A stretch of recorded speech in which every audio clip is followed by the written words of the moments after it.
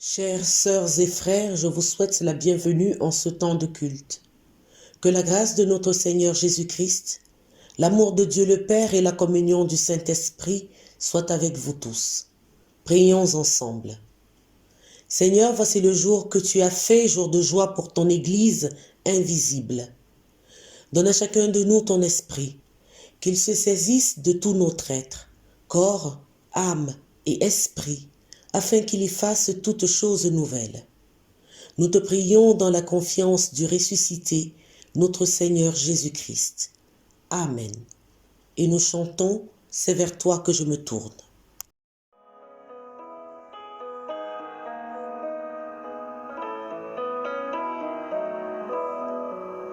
C'est vers toi que je me tourne, je veux marcher dans tes voies, j'élève mes mains pour te rencontrer, mon cœur désire te chanter, pour bénir et célébrer ton saint nom, car tu es fidèle et bon.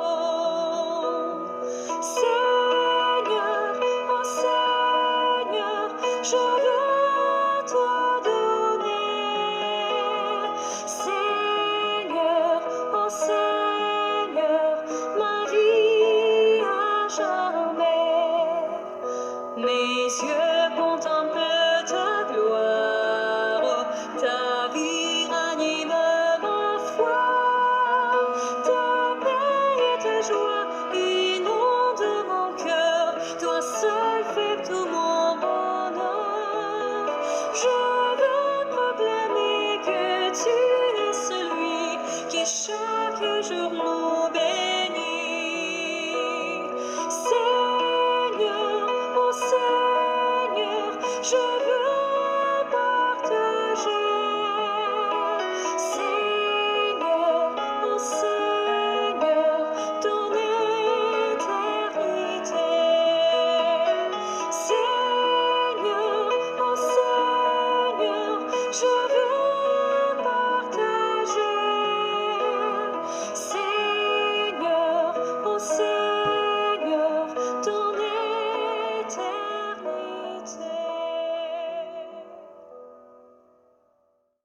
Nous louons le Seigneur avec le psaume 27. L'Éternel est ma lumière et mon salut, de qui aurais-je crainte? L'Éternel est le soutien de ma vie, de qui aurais-je peur? Si une armée campait contre moi, mon cœur n'aurait aucune crainte. Si une guerre s'élevait contre moi, je serais malgré cela pleine de confiance. Je demande à l'Éternel une chose que je désire ardemment. Je voudrais habiter toute ma vie dans la maison de l'Éternel pour contempler la magnificence de l'Éternel et pour admirer son temple. Car il me protégera dans son tabernacle au jour du malheur, il me cachera sous l'abri de sa tente, il m'élèvera sur un rocher. Je chanterai, je célébrerai l'Éternel. Éternel, écoute ma voix, je t'invoque. Aie pitié de moi et exauce-moi. Mon cœur dit de ta part, cherchez ma face. Nous chantons avec des cris de joie.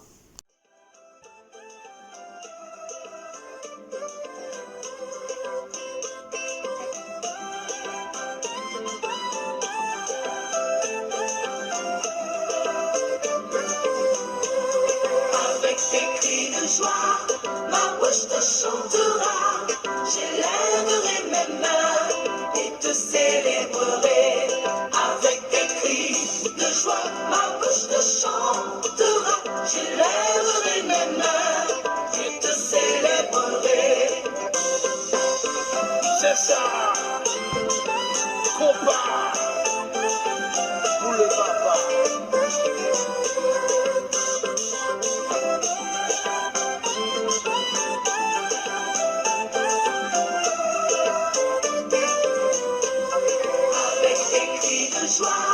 Ma bouche te chantera, j'élèverai mes mains et te célébrerai. Avec des cris de joie, ma bouche te chantera.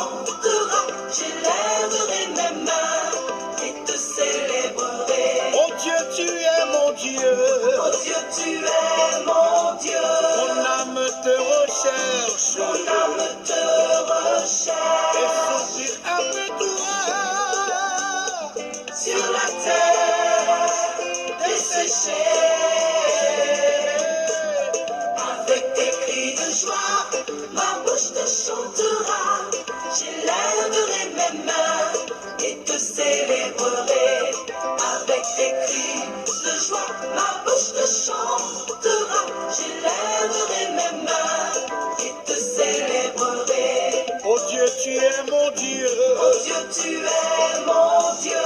Mon âme te recherche. Mon âme te recherche. Et soupire après toi. Sur la terre, desséchée. Sur la terre, desséchée. Sur la terre, desséchée.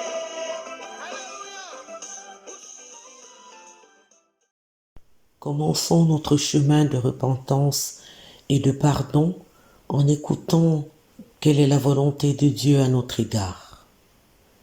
Écoute Israël, le Seigneur notre Dieu est l'unique Seigneur.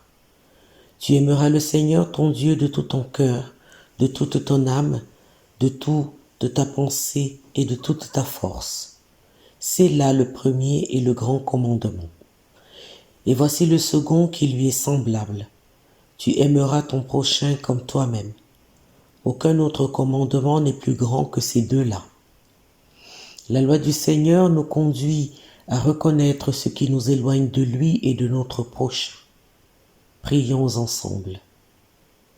Seigneur Dieu, nous avons préféré nos désirs à ta volonté. Nous avons travaillé pour nous plus que pour ton royaume. Nous nous sommes aimés nous-mêmes plus que nous n'avons aimé notre prochain et toi-même.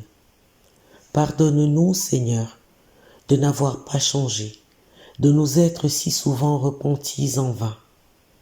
Toi qui nous connais mieux que nous-mêmes, toi qui nous aimes en dépit de tout, change notre volonté. Et avec ton pardon, accorde-nous la force et la joie de mieux t'aimer et te servir. Par Jésus-Christ, ton Fils, notre Sauveur. Amen. Et nous chantons Seigneur reçois, Seigneur pardonne.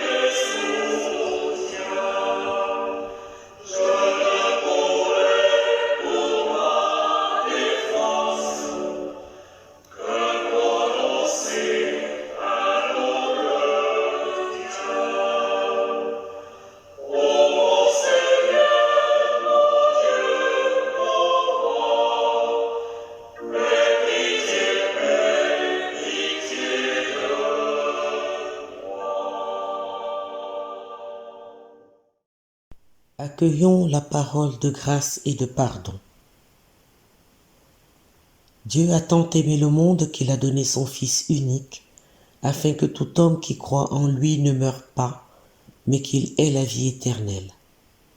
À cause de cette parole et de tout l'Évangile, j'annonce à tous ceux qui souffrent des contradictions de leur vie et qui mettent leur confiance en Jésus-Christ, Dieu vous pardonne. J'annonce la grâce de la part du Père, du Fils et du Saint-Esprit. Amen. Chantons à Dieu notre reconnaissance avec le chant « Ô ma joie et mon espérance ». Ô ma joie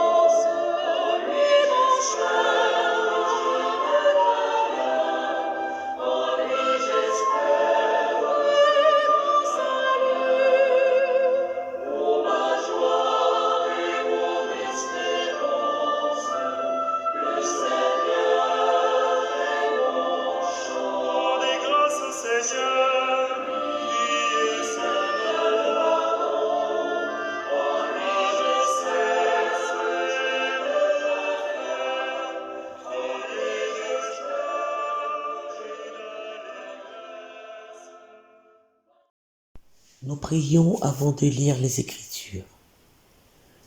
Seigneur, nous voulons être entre tes mains comme l'argile dans les mains du potier.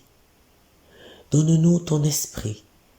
Ouvre nos cœurs et que ta parole nous façonne à l'image de ton Fils, Jésus-Christ notre Seigneur. Amen. Pour notre réflexion ce matin, je vous propose de lire ensemble la première épître de Pierre en son chapitre 1 des versets 3 à 9. Béni soit Dieu, le Père de notre Seigneur Jésus-Christ, qui selon sa grande miséricorde nous a régénérés pour une espérance vivante par la résurrection de Jésus-Christ d'entre les morts, pour un héritage qui ne se peut ni corrompre, ni souiller, ni flétrir, lequel vous est réservé dans les cieux, à vous qui, par la puissance de Dieu, êtes gardés par la foi pour le salut prêt à être révélé dans les derniers temps. C'est là ce qui fait votre joie, quoique maintenant, puisqu'il le faut, vous soyez attristés pour un peu de temps par diverses épreuves, afin que l'épreuve de votre foi, plus précieuse que l'or périssable, qui cependant est éprouvée par le feu, ait pour résultat la louange, la gloire et l'honneur, lorsque Jésus-Christ apparaîtra, lui que vous aimez sans l'avoir vu, en qui vous croyez sans le voir encore, vous réjouissant d'une joie ineffable et glorieuse, parce que vous obtiendrez le salut de vos âmes pour le prix de votre foi. Nous lisons à présent l'Évangile selon Jean, en son chapitre 20, des versets 19 à 31. Le soir de ce jour, qui était le premier de la semaine, les portes du lieu où se trouvaient les disciples étaient fermées à cause de la crainte qu'ils avaient des Juifs. Jésus vint, se présenta au milieu d'eux et leur dit : « La paix soit avec vous. » Et quand il eut dit cela, il leur montra ses mains et son côté. Les disciples furent dans la joie en voyant le Seigneur. Jésus leur dit de nouveau : « La paix soit avec vous. Comme le Père m'a envoyé, moi aussi je vous envoie. » Après ces paroles, il souffla sur eux et leur dit : « Recevez le Saint-Esprit. Ceux à qui vous pardonnerez les péchés, ils leur seront pardonnés, et ceux à qui vous les retiendrez, ils leur seront retenus. » Thomas, appelé Didyme, l'un des 12, n'était pas avec eux lorsque Jésus vint. Les autres disciples lui dirent donc : « Nous avons vu le Seigneur. » Mais il leur dit : « Si je ne vois dans ses mains la marque des clous, et si je ne mets mon doigt dans la marque des clous, et si je ne mets ma main dans son côté, je ne croirai point. » 8 jours après, les disciples de Jésus étaient de nouveau dans la maison, et Thomas se trouvait avec eux. Jésus vint, les portes étant fermées, se présenta au milieu d'eux et dit : « La paix soit avec vous. » Puis il dit à Thomas : « Avance ici ton doigt et regarde mes mains. Avance aussi ta main et mets-la dans mon côté, et ne sois pas incrédule, mais crois. » Thomas lui répondit : « Mon Seigneur et mon Dieu. » Jésus lui dit : « Parce que tu m'as vu, tu as cru. Heureux ceux qui n'ont pas vu et qui ont cru. » Jésus a fait encore en présence de ses disciples beaucoup d'autres miracles qui ne sont pas écrits dans ce livre. Mais ces choses ont été écrites afin que vous croyiez que Jésus est le Christ, le Fils de Dieu, et qu'en croyant, vous ayez la vie en son nom. Amen. L'événement de Pâques est pour les croyants le début d'une ère nouvelle qui fait d'eux des témoins privilégiés de l'espérance. C'est du moins ce que l'on peut penser des disciples qui sont maintenant réunis dans la chambre haute tel que Jésus le leur avait demandé. Pourtant, ils ne témoignent de rien. C'est le soir. Les disciples sont reclus dans un espace clos car ils ont peur des représailles après la crucifixion et la supposée résurrection d'un Jésus qui disait de lui-même qu'il est le Fils de Dieu et que seule une femme, Marie de Magdala dit avoir vu, mais sans l'avoir touché. Nous pouvons imaginer Pierre dans cette pièce, lui appelé par Marie de Magdala dimanche dernier, qui avait couru au tombeau, vu les bandelettes à terre et le linge qu'on avait mis sur la tête de Jésus plié dans un lieu à part, mais dont l'évangéliste Jean n'avait pas pu dire, Pierre a cru. Nous pouvons imaginer encore que le disciple que Jésus aimait est présent, et Jean avait affirmé le concernant, il vit et il crut. Le décor est planté. Voici que Jésus se trouve dans la même pièce, et après avoir offert la paix, son premier réflexe est d'apporter lui-même la preuve qu'il est ressuscité, en montrant ses mains et son côté. Pourquoi? Le texte ne dit rien à ce sujet. Mais il faut avouer que cela lève toute ambiguïté pour Pierre, qui maintenant ne peut que croire, lui qui n'avait pas compris que selon les Écritures, Jésus devait ressusciter des morts. Il a fallu que Pierre et les autres disciples voient pour croire. Cela me donne à penser qu'il n'est pas évident de croire en ce dont on n'a pas fait l'expérience, tout simplement parce que c'est dans la nature de l'homme de chercher à comprendre. L'expérience des disciples est plus que d'assister impuissants à la crucifixion, plus que de constater que le tombeau est vide, car ils sont les témoins privilégiés de l'événement du vivant, de l'apocalypse du vivant, et vous pouvez mettre un V majuscule. C'est de cela dont ils devront à présent rendre compte.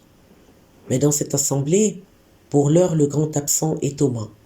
Ce cher Thomas que j'aime tant, car son histoire biblique est devenue si célèbre qu'il est cité lorsqu'on veut convaincre quelqu'un qui demande une preuve. « Tu es comme Thomas », lui dit-on. Vous conviendrez avec moi qu'en général, c'est plus un reproche qu'un compliment, ce d'autant plus que Jésus lui dit « Parce que tu m'as vu, tu as cru. Heureux ceux qui n'ont pas vu et qui ont cru. » En restant collé à notre texte, je retourne cette réflexion à Pierre, sur laquelle Jésus a dit qu'il bâtirait son église. Soit. Désolé d'insister, Pierre a dû voir pour croire, et pour moi, avec Thomas, ils sont la merveilleuse figure du croyant dans la vraie vie, car je crois que le disciple que Jésus aimait est un peu trop vite crédule. Pour m'en rendre compte, j'ai dû revenir sur le déroulement de ma propre vie de foi, et je vous invite à faire de même en toute honnêteté. Nous passons tous par ces différents stades, lorsque face aux vicissitudes de la vie, nous nous retrouvons devant quelque chose d'horrible qui nous dépasse. Combien de fois, face à des situations compliquées, la tristesse, la maladie, le deuil, qualifiant tout cela de mort intérieure, combien de fois implorons-nous le Seigneur afin qu'il se montre à nous, qu'il nous parle, qu'il nous prouve qu'il est bel et bien le vivant dans notre existence de mort. Cela ne traduit-il pas alors une profonde désespérance, donc une attitude de non-crédulité, dans laquelle les croyants que nous sommes se tiennent à distance de Dieu, dans laquelle nous nous tenons encore au pied de la croix et nous voyons Jésus crucifié, dans laquelle nous sommes là devant ce tombeau qui se referme sur nous? Combien de fois dans un culte prions-nous le Seigneur afin qu'il nous rende attentifs à sa présence? En cherchant ainsi le Christ, nous courons à sa rencontre et guettons sa sortie du tombeau. Aucune parole humaine qui vient dire « le Christ est vivant » ne peut à cet instant être satisfaisante car elle est biaisée. Il devient donc légitime de ne pas croire sur la seule parole des autres, comme celle des disciples qui racontent à Thomas « nous avons vu le Seigneur ». Et oui, car ce sont les yeux de la foi qui voient le ressuscité, et les yeux de la foi ne sont pas des lunettes qu'on peut passer aux uns aux autres, encore que les lunettes sont adaptées à la vue de chacun en particulier. Moi je pense que cela est tout simplement très humain, et cela Jésus le sait. Oui, il le sait comme Dieu le sait, car il est Dieu qui rejoint l'homme dans sa vie de tous les jours. Alors quoi de plus normal que l'homme-Dieu utilise le langage des signes que les hommes sont à même de comprendre? Il leur fournit la preuve qu'il est bel et bien celui qui a été cloué et dont le côté a été percé. Dans la détresse et le sentiment d'abandon des disciples, Jésus tient ici sa promesse de ne pas abandonner ses compagnons de misère. Il vient et répond à leur sourde invocation. Comme nous, lorsque dans la prière intime nous l'invoquons, nous lui demandons symboliquement à ce Christ de nous montrer qu'il est bel et bien descendu de la croix et qu'il vient nous retrouver dans notre enfer afin de nous remonter avec lui vers la lumière, afin qu'il nous dise que la paix soit avec vous. L'apparition totalement mystérieuse du Christ, qui n'a pas ouvert la porte et qui franchit un obstacle matériel visible, palpable, invite immédiatement les disciples dans la dimension de l'immatériel.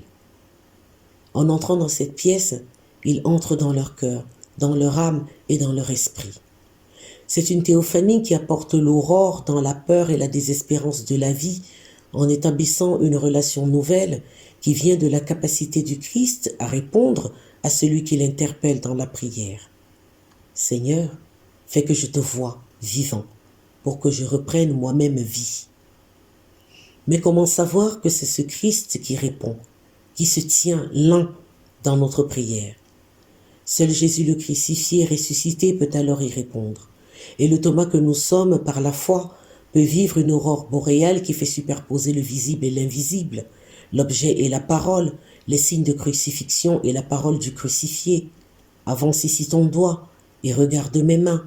Avance aussi ta main et mets-la dans mon côté et ne sois pas incrédule, mais crois. Croire, mais en quoi? Cette question se pose inévitablement à celui qui dit croire. Croire en l'existence des trous laissés par les clous? Croire en ce trou fait par la lance d'un soldat? N'est-ce pas là de belles reliques qui se trouvent enfouies dans la pensée de chacun de nous? Sur quoi se fonde alors notre foi, qui a quelquefois besoin d'idoles dont nous n'avons pas conscience? Telle est la version 1.0 de la foi de Pâques. Croire et confesser mon Seigneur et mon Dieu. Juste parce que Jésus parle et nous dit « La paix soit avec vous ». Comment le recevons-nous? En l'attendant ou en l'écoutant? Et oui, il y a une différence entre les deux, car écouter en grec signifie obéir. Oui, obéir à cette paix qui est le don véritable, celui qui sauve, parce que la seule paix nous ramène dans la communion avec le Christ et donc dans l'unité avec Dieu. Et puisque personne n'a jamais vu Dieu, alors il nous faut croire que le Fils unique qui est dans le sein du Père est bel et bien celui qui le fait connaître. Oui, obéir à ce souffle de Jésus sur nous et accepter de recevoir le Saint-Esprit qui, comme le dit Pierre, nous régénère pour une espérance vivante, pour un héritage qui ne se peut ni corrompre, ni souiller, ni flétrir. Pourquoi cela? Parce que le souffle est immatériel, ne s'achète pas, ne se touche pas, mais se voit. Comment? Lorsqu'une fois de plus, en nous mettant en route par obéissance, nous accomplissons le dessein de Dieu. Ceux à qui vous pardonnerez les péchés, ils leur seront pardonnés. Et ceux à qui vous les retiendrez, ils leur seront retenus. En faisant nôtre cet avertissement, nous devenons porteurs du don de Dieu en cette parole. Que la paix soit avec vous. N'oubliez pas que ces choses ont été écrites afin que vous, mes sœurs et mes frères, vous croyiez que Jésus est le Christ, le Fils de Dieu, et qu'en croyant, vous ayez la vie en son nom. Amen.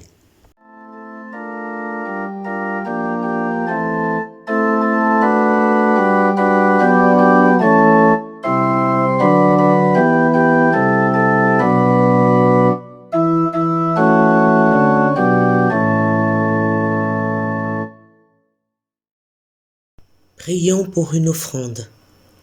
Seigneur Jésus, j'ai souvent été impatient. Je voulais tout abandonner, je voulais céder à la souffrance, je voulais choisir le chemin le plus facile, le désespoir. Toi, tu n'as jamais perdu patience. Tu as supporté toute une vie et tu as souffert pour me sauver, moi aussi. Je t'apporte ma peine, mais en moi ta joie. Je t'apporte ma solitude, mais en moi ta présence. Je t'apporte mes conflits, mais en moi ta paix. Je t'apporte mes échecs. Fais germer en moi ton avenir. Amen. Unissons-nous dans la prière d'intercession. Ô Dieu, source de lumière et de vie, tu nous conduis des ténèbres à ta merveilleuse lumière, de la mort à la vie, de l'esclavage à la liberté, par la résurrection de ton Fils unique. Illumine aussi notre cœur par la clarté de ton Esprit Saint. Sanctifie-nous tout entier d'esprit, d'âme et de corps pour que nous puissions t'invoquer dans la communion de tous les saints, aujourd'hui invisible mais visible par toi. Et toi, Jésus-Christ, le Fils de notre Seigneur, toi qui es le Fils de Dieu ressuscité, source de la vie, nous implorons ta bonté sur nous et sur tous nos frères et sœurs. Fais-nous vivre de ta vie et marcher comme des enfants de lumière dans la joie de ta victoire. Augmente la foi de ton Église, afin qu'elle rende fidèlement témoignage à ta résurrection. Console tous ceux qui sont accablés et grave dans leur cœur tes paroles de vie éternelle.